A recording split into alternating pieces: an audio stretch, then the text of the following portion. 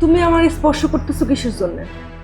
তুমি আমার বিয়ে করা বউ, আমি তোমার স্পর্শ করবো না তো কারে করব? ঠিক আছে, আমার স্পর্শ করবা, কিন্তু তার আগে আমার কিছু কথা আছে। কি কথা বলো?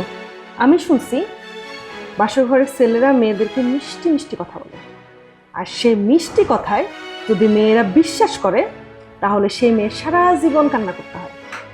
স্বামী স্ত্রীর সম্পর্ক হইতাছে পৃথিবীর সবচেয়ে মধুর সম্পর্ক। সেই সম্পর্কে বউরে কান্না করতে হইব কেন?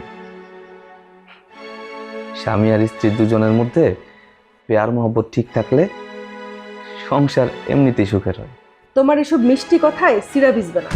তোমার আমার যে বিয়ে হয়েছে তার জন্যে আমাদের দুইজনের মধ্যে বিয়ের একটা শান্তি চুক্তি করতে হবে। শান্তি চুক্তি করতে হইব মানে? এই, তোমার কি মাথা ঠিক আছে? কি?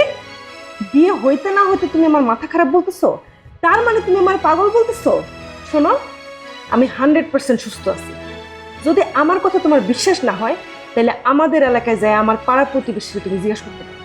দেখো, পৃথিবীর প্রত্যেকটা মানুষের জন্য বাসর রাত খুব স্পেশাল। তোমার আমার ক্ষেত্রেও কিন্তু এর ব্যতিক্রম না।